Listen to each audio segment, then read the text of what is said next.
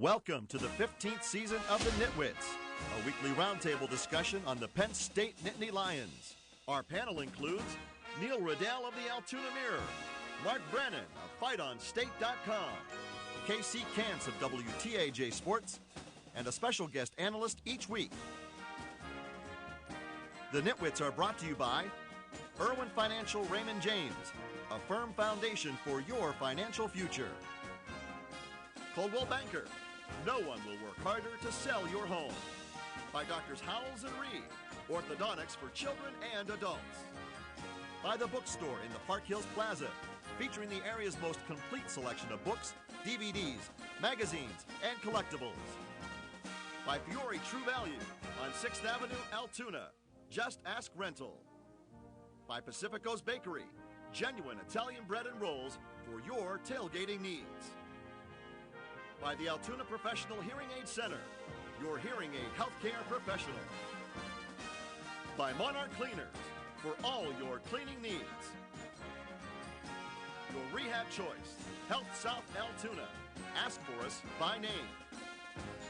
By J&P Auto, home of the $1,000 push, pull, or tow. By Courtesy Motors of Altoona, where courtesy means a great deal. By the Allegro, where fine cuisine is a way of life. By McMullen Furniture, the friendly store with quality furniture at a reasonable price. By Scotch Valley Country Club, the area's premier golf destination. By EasyToUse.com, your Yellow Pages connection in print and online. By FightOnState.com, as close as you get to Penn State football without putting on a helmet. And by the Altoona Mirror, featuring Penn State game day every Friday. You can also see the NitWits on AltoonaMirror.com. All righty, good evening. Welcome to another edition of the NitWits. Casey Kantz, along with the panel, Neil Riddell, Mark Brennan, and former Penn State receiver Joe Nastasi. Joe, welcome. Thank you. Good to have you here. Yeah, of course, we're revolving our chair this year, and nice to have an old friend from Bedford County, and, of course, Penn State wide receiver from 94 to 99. Mm-hmm. Joe, still living in State College. Good to have you. Hey, thanks for having me. I appreciate it. And if I'm not wrong, the first guy, one of the first early commitments, right? Way back in the day. That's exactly right. Franny always talks to me about this, said I was a trendsetter, so at least I'm known for something good, right? And in honor of your parents, I had to rewatch that fake field goal from the Michigan game. It was great stuff. Yeah, that was something else. That was one of those games, it was probably the easiest 2 yards of my life, but at least I'm known for something good again, Great to have you, and we're looking forward to you breaking down some of this game. Breaking down another win. Penn State, big winners on Saturday in Illinois, 35-7. 35 points for the offense would lead you to believe that the offense had a big day, and they did. They really did, but we're going to start off tonight talking a little about the defense because Michael Motti especially really anchors this defense. He's been the leader. He's been the spoken leader, but he's also leading through his first 5 weeks with his play on the field, too. Yeah, I think you have an early candidate for National Defensive Player of the Year, Big Ten Defensive Player of the Year. I know we've only played 5 games, but you're not only seeing a great player, somebody who's making all the key plays, but you're seeing one of the great leaders that Penn State has ever had, and I think it's been a lot of fun to watch. I was out at Big Ten Media Days in Chicago, and I'll tell you what, I've probably interviewed hundreds of players and seen every emotion. And after what Illinois did recruiting-wise with Penn State, talking to Mike Motti, I had never seen somebody that intense. It was genuine. He was ticked, and I'll use that word and leave it at that. And the thing is, he talked the talk out there. He said, hey, if this is the way they want to play, we'll see what happens on the field. He went out. I don't think I've ever seen a player walk the walk like that from the opening, the beginning of the game, right through, and good for him. This is a guy who has worn his heart on his sleeve and has gone through a lot. And I'll tell you what, it was, even as an objective reporter, it was good to see him put that to Illinois. We'll talk a little bit more about kind of that rivalry that seems to be brewing now between Penn State and Illinois. But, Joe, when you watch a player like Michael Motti play, especially how he did on Saturday, pretty intense. It was, and he was talking a little bit about him being genuine, and you see that with the whole entire ball club. I mean, everybody has, it's all genuine, what they want to do, how they're approaching the game, and it shows. It shows in their emotion. It's not a fake, rah-rah kind of team. They're going out there, they're executing, they're doing what they're supposed to do. We're a couple of plays, maybe a player or so away from being a solid 5-0. Absolutely. They just had, time and time again, the defense has kept them in the ball game. We just ran out a little bit of steam on a good Ohio team. They can say what they want about the MAC, but I believe it was a good Ohio team, which we're seeing. And again, we all know what happened in the Virginia game. We probably could have punched in a few more times in the red zone. That game was over. And I know Nathan Shieldhouse has the bummed ankle, so to speak, but he never looked comfortable at all on Saturday, and that's a huge testament to Penn State defense. They made stops once again when they needed to, and really made his day difficult. Joe touched on it, and I agree. I mean, a batted ball down against Ohio, getting off the field a couple times on third down, and they wore down a little bit. But other than that, this defense, could really make a case that it deserves to be 5-0. Here's the thing. This team could have lost all of its heart, everything, after those 2 early losses, after everything that this team's gone through. And listen, they haven't played top 10 opponents here. But things could have fallen apart, and they didn't. And I think that speaks to the coaching. I think it speaks to the leadership, that they were able to regroup, and now they're in position to do some good things in the Big Ten. This last 3-game stretch was huge for this program. Yeah, I think so, too. I think so, too. We're just getting started on this edition of the NitWits. When we come back, another quick start for the Nittany Lions on Saturday, something they've done very well through 5 weeks. More on that after the break.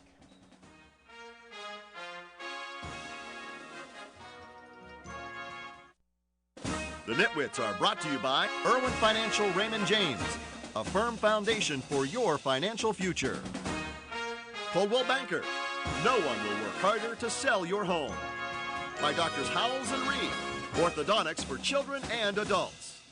By the bookstore in the Park Hills Plaza, featuring the area's most complete selection of books, DVDs, magazines, and collectibles. By Fiore True Value on 6th Avenue, Altoona. Just ask rental.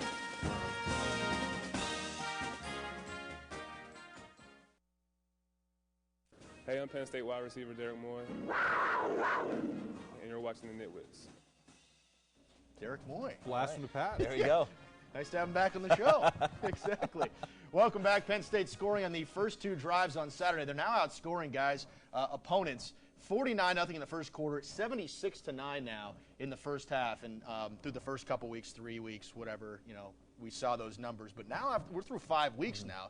Those statistics start to become a little much more noticeable, I guess, that they're really getting out these quick starts. Well, I think it really speaks to the coaching staff's preparation, to be that dominant in the first quarter, and I think they're getting better at halftime, too. To me, it's clear that this team has really kind of rallied behind Bill O'Brien, and I wanted to ask Joey how the former players feel. I mean, what's your initial, whether you've been around Bill, and, what's your initial reaction and impression? Right. When it first happened, I mean, we all well documented how it all unfolded. But, initially I think everybody had the same feelings. It just a lot of uncertainty. Us as lettermen, and, how are we going to be treated? How is the program going to be treated? How are we going to go from this point forward? And when we had a squad meeting, and he invited all the lettermen back, and there was 300 of us or so that came back, and we all introduced ourselves to him. And it was like he knew us forever, okay? And it was like we never missed a beat. And the motivation and the guys around him, from Franco, the Blackledge, and Matt Millen, they all spoke. And that was one of the most memorable experiences I've ever had at Penn State, being there before I got there, as a letterman. And you just felt so important as far as where the program's going. And he's really put it feels like a lot on us. When I say that, I mean as far as really keeping the bond. And it's felt really good, and I've never felt more proud to be a Penn Stater than now. I mean, we go up to the games, we tailgate, we go to Letterman's Lounge, and it's just everybody's bond. We're a lot tighter. And I really, really take my hat off to him, the coaching staff, everything they've done, because this was maybe the most disastrous situation you could ever walk into. And now you brought it to this point. Having one win. I mean, every weekend now that we go out there in that football field is a bowl game, a national championship. We can put any kind of label on it. It is, every fan is glued to that. Every letterman is glued to that game, whether it's Temple, Ohio State, doesn't matter. And it's exciting. It really is exciting for us. And to take that onto the field, I think the first couple games, I don't think they made the halftime adjustments that they need. I think they were kind of a little bit outcoached in those first couple games. Obviously, there were things they could have done. But listen, as you were saying, Joe, they were going through all this. They were dealing with kids wanting to transfer. They were dealing with all these, this media all around. Yeah. I think once they settled down, we've seen the last few games, and we saw it again, that they're making the X and O's decisions against Illinois. They come out, they start running that power running game. Oh, yeah. Completely took Illinois' legs away. Then they went with a NASCAR hurry-up. That completely confused them. Yeah. And actually, in the newspaper, it said you can see the newspaper out there, you can see which program went to Toledo for its coach and which one went to the New England Patriots. And that was true. I mean, you could see them pushing the right buttons. Yeah. That's a good point, Neil. I mean, now, Coach O'Brien's got 5 weeks now under his belt, and, 3 straight wins. You're starting to see maybe what this team can look like. You saw Matt McGloin and Zach Zwinnak. Matt McGloin didn't maybe have the best passing day on Saturday, but you see he's the heart and soul. The depth, how they're using the tight end, how they're swinging the fullback out of the backfield and hitting him on for first down. How about the tight end out of the backfield? Yeah. And hitting I mean, the tight end putting him at fullback, right? Yeah, they've done an outstanding job. X's and O's wise, I mean, you're not going to get a better offensive-minded guy. He's working with everything that he was put into as opposed to who he wanted. Okay, and what a job. I mean, these tight ends, they came out of where? I don't remember them before. Well, Lehman's a walk-on. Carter didn't play last year. These guys look like all pro-type tight ends. I mean, they just are. They're good, they're big, they're running, and he's putting them in positions to make plays. I got a quick shout-out to the offensive line. Absolutely. Because Illinois' defensive front was highly regarded, but I think they really controlled the line of scrimmage. Zwinnak, the way he's running, very impressive. I mean, How about all their tailbacks that they put in. A quick note on McGloin, too. He did not have a good game. Apparently, the ESPN angles were terrible. People were complaining about what they could see, couldn't see. There in the press box, he was missing guys who were open. But you know what he didn't do? He didn't make all the mistakes he was making in the past. He was not forcing things into different coverages, okay? If he missed something, he missed it. He took a couple of bad sacks, but he didn't make the killer mistakes that he made in the past. He's not playing with a lot of pressure on him. He's out there having fun, and I think he could afford to have a little bit of an off day, and they still win easily.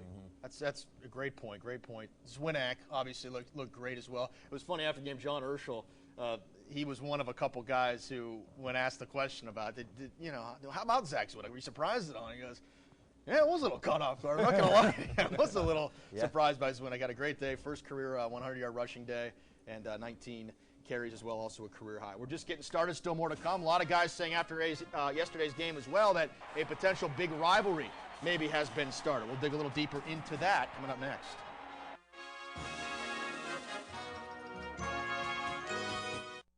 The NitWits are brought to you by Pacifico's Bakery, genuine Italian bread and rolls for your tailgating needs.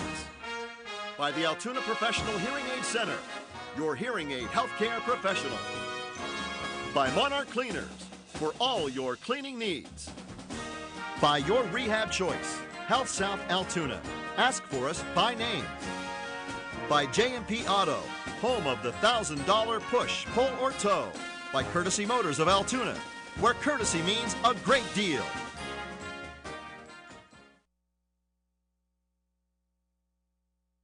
Now back to NitWits. A roundtable look at Nittany Lion football. We definitely knew it was something personal, and a shot towards us, so we just took it even personal, even everything that's been going on in the off season with them, coming to campus, trying to rip the family apart. And then seeing that today, basically they were just taking shots at us, and we didn't like that. We do our talking on the field. So there's definitely some tension here, and it could be the birth of a rivalry. Gerald Hodges and Glenn Carson, welcome back to the NitWits. And Joe, I want to get your thoughts because you heard Gerald say obviously the Illinois recruiting thing back in July. You then had the thing at halftime right there. You saw both sides kind of coming together a little bit. Right. There was an article in an Illinois paper down there that was I don't exactly remember the headline. I don't know if you guys did, but we talked to some of the guys afterwards. It kind of took a jab at Penn State, and pretty much everybody was saying that this could be something in the works. As a player, the former player, you see some of the stuff that had gone on. How's that? Well, what I see is, first of all, if this is going to be a rivalry, Illinois is going to have to get better. Because if we're going out and just stomping them all the time, it's going to be a nothing anyway. Yeah. So they're going to have to get better. And Lou Holtz, I was watching, he made a great point, and he was talking about, he said, well, those guys in Illinois coaching staff aren't that stupid, because they were over there saying, your guys are a lot better than ours, so we're going to try and steal some of them. Right? It makes a lot of sense. Oh, yeah. So, you know, I mean, those words, that's a lot of motivation. And like I said again with this team, we really got to take your hat off. They're not using it as rah-rah stuff. I mean, they're actually going out and getting it, taking care of it. Okay? This is going to be a good week coming up with the Northwestern, but again, that, you know, starting the rivalry, I mean, I just like the way they're doing business right now. I mean, they're taking things in the sound and being motivated by it and putting it out on the field. You could see O'Brien, he wanted no part of Beckman before the game. But Beckman, O'Brien actually got in Beckman's head, because Beckman was looking around for O'Brien at midfield. For 5 minutes or so before the game, he's looking for him, and he figured, oh my God, this guy's rejecting me on my own turf, and now, you know, it really got off. I think it really affected Beckman, and I think O'Brien could not have handled it better, but I agree with Joey. It's not a rivalry till the other guy wins. Well, our sources tell us that there's a Big Ten rule that the coaches have to shake hands afterwards. So that's why I think you saw that kind of running low five, whatever, not looking at him. And you know what? Good for Bill O'Brien. He's standing up for his principles. This is a guy who will look you in the eye, man to man, and talk about just about anything, media-wise, you name it, with players. But with that kind of crap that Illinois pulled, I applaud him for acting the way he did. And then, you know what? His players backed it up, as Joe said, on the field. Yeah. Switching gears quick, Joey, you were a valuable part of the special teams. That is one area of concern. It continues to be. Penn State's coverage has been great. Butterworth had a better day, but Ficken is he's had a couple field goals blocked. Just wondering what you're seeing there as a former holder. Well, you know, it's valuable. I mean, you really don't realize the value of a kicker until you don't have one that's knocking them through the uprights all the time, because there's a lot of points down there that you're not always going to, I mean, you're not going to punch the ball in the end zone every time you're in the red zone. You're just not going to do it at this level. It already has haunted us once. Do you see anything, no, Joe? Is there a mechanic? I don't know. Is it the only snap, the thing hold, I the think kick? he's getting a couple blocked, and I think a lot of it comes with if you see the real good kickers, their ball's up real fast. And other than that, I don't see anything. I mean, he got a couple blocked, and I think because another one yesterday. Yeah, I don't think they're getting up quick. If you see some of the real good kickers, their ball's up real fast. But other than that, I mean, it's just he has a good leg. It's just it all really comes down. Kickers are mental. They're gonna keep that confidence up, and they're gonna make them from anywhere. Got to step out one final time. Northwestern, of course, up next. Our final thoughts and picks are coming up next.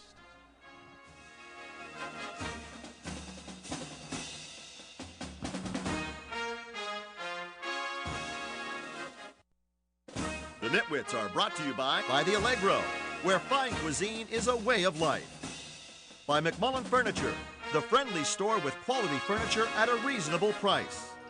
By Scotch Valley Country Club, the area's premier golf destination.